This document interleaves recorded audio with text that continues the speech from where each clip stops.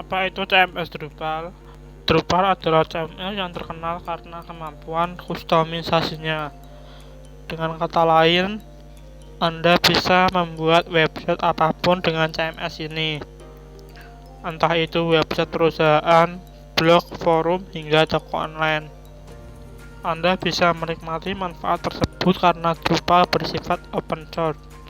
Artinya pengguna bisa bebas menambah dan memodifikasi fitur-fiturnya. Kali ini kita akan membahas mengenai kelebihan dan kekurangan CMS Drupal. Yang pertama adalah kelebihan CMS Drupal, yaitu 1. Sistem arsitektur yang aman dan update keamanan sering dirilis secara berkala. Yang kedua, mudah dikembangkan dan tersedia banyak modul yang bisa digunakan untuk menambah kemampuan dari website. Yang ketiga adalah memiliki komunitas yang besar.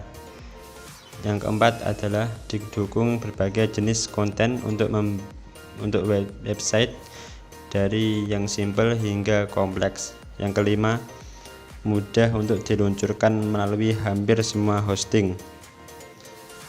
Yang kedua adalah kekurangan dari CMS Drupal.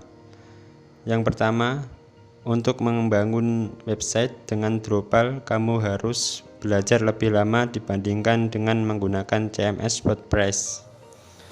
Yang kedua, CMS Drupal dapat menghabiskan banyak resource dari server. Yang ketiga, mencari pengembang Drupal yang bagus lebih sulit dibandingkan mencari pengembang dari Joomla yang lebih bagus. Dan yang keempat adalah membuat custom modul dapat menjadi sulit jika kita tidak dapat menemukan pengembang Drupal. Nah, itulah tadi kelebihan dan kekurangan CMS Drupal. Dasar-dasar terminologi Drupal. Supaya Anda lebih mudah dan cepat memahami Drupal, kami sudah mengumpulkan dasar-dasar terminologi Drupal. Dengan kamus kecil ini, perkenalkan Anda dengan Drupal menjadi lebih mudah. Yang pertama ada page.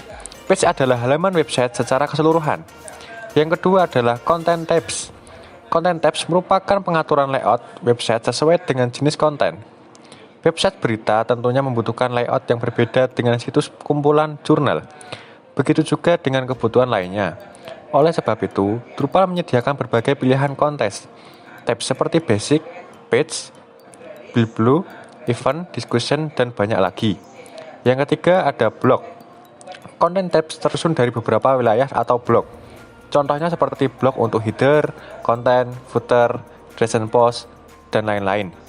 Adanya blog memungkinkan Anda memindahkan posisi konten di area manapun sesuai kebutuhan. Yang keempat ada node. Blog masih bisa dipecah-pecah menjadi node. Misalkan, blog recent post, di dalam blog recent post terdapat judul blog dan daftar berisi 5 artikel berita baru.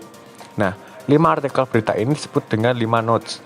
Jadi, nodes adalah pecahan-pecahan konten yang disimpan dalam database Drupal dengan nama yang unik. Yang kelima ada taksonomi. Taksonomi berfungsi untuk mengelompokkan informasi yang sejenis. Caranya yaitu dengan memberikan label atau tag pada node yang sudah Anda buat. Yang keenam ada vocabulary. Vocabulary berhubungan dengan taksonomi. Ini adalah label atau tag yang menjadi wadah dari sekumpulan informasi. Contohnya seperti tag country. Yang ketujuh ada term. Masuk lebih jauh ke dalam vocabulary. Terdapat term.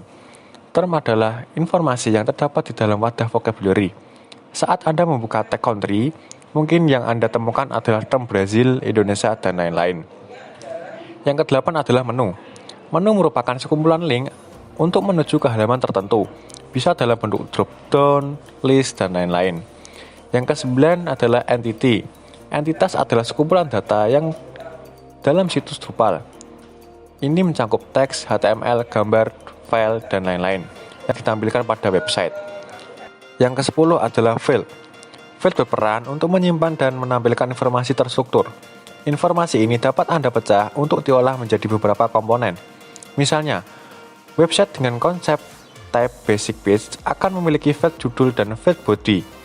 Lain halnya dengan content type news content yang memiliki field judul, field body, field tanggal, dan field URL. Yang ke-11 ada bundle. Bundle adalah sebuah entitas beserta seluruh fieldnya. Yang ke-12 adalah core.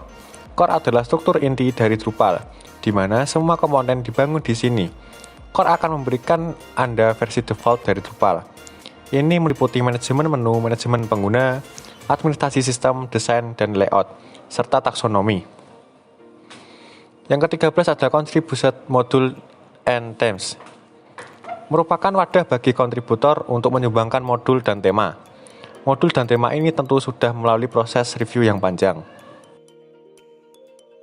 Oke, pada selanjutnya di sini saya akan menjelaskan nih bagaimana sih membuat website dengan menggunakan Drupal. Jadi yang pertama-tama itu kita masuk ke websitenya Drupal, kemudian kita masuk ke pilihan build, kemudian download and extend. Nah, di sini kita download dulu Drupal zip-nya. Setelah kita download Drupal ya, kita ekstrak file zip tadi ke dalam folder htdocs. Tapi kita sudah harus menghidupkan CMake dulu supaya kita bisa mengkonfigurasi Drupal nanti. Oke, setelah file zip Drupal tadi kita ekstrak, kita masukkan ke dalam folder htdocs. Kemudian di sini kita buka ke localhost. Nah, di sini karena file saya yang ekstrak tadi dalam htdocs namanya contoh Drupal, jadi kita buka saja, ketik localhost contoh Drupal. Nah, jadi dia di sini akan melakukan penginstalan pertama-tama untuk melakukan konfigurasi awalnya. Jadi di sini kita bisa memilih bahasanya. Pertama, kita klik save and continue. Di sini juga ada beberapa pilihan. Ada yang standar, minimal, dan demo. Jadi standar itu semua fitur-fiturnya itu sudah terinstall. Jadi nanti kita bisa menonaktifkan sendiri, bisa mengkonfigurasi modul-modul yang ada pada Drupal nanti. Kalau yang minimal itu tuh fitur-fiturnya yang terinstall tuh hanya beberapa saja. Jadi kita harus melakukan penginstalan modul-modul sendiri untuk konfigurasi kedepannya. Di sini saya akan memilih yang standar saja. Kita klik save and continue. Oh ya, di sini kita harus sudah mempunyai database ya. Kita karena di sini saya belum membuat database-nya, kita ke localhost, saya ke admin. Nah, di sini kita membuat database-nya dulu. Mungkin saya kedepannya akan membuat portal berita, jadi di sini saya akan membuat database-nya. Oke, kita kembali lagi ke konfigurasi Drupal yang tadi. Ini database-nya database name yang kita buat tadi ya. Ini karena di sini saya menggunakan localhost, jadi username-nya kita harus saja dan passwordnya kita kosongin. Kita save and continue. Nah, kemudian di sini setelah kita setup tadi, di sini dia tuh akan menginstal Drupal dulu, Jadi di sini memerlukan lumayan lah waktunya untuk menginstal Drupal tadi. Jadi di sini kita tunggu sebentar.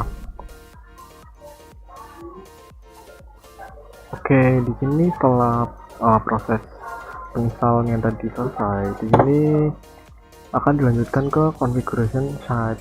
Jadi website nanti tuh informasinya apa yang akan kita isi dari ini. Jadi tadi saya akan membuat portal berita ya. Di sini kita buat site berita. Email addressnya temporary aja.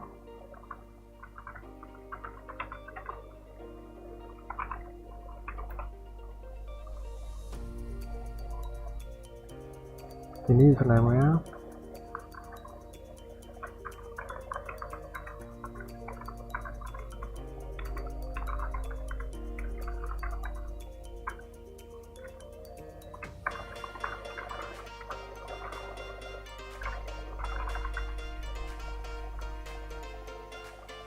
Kemudian country-nya.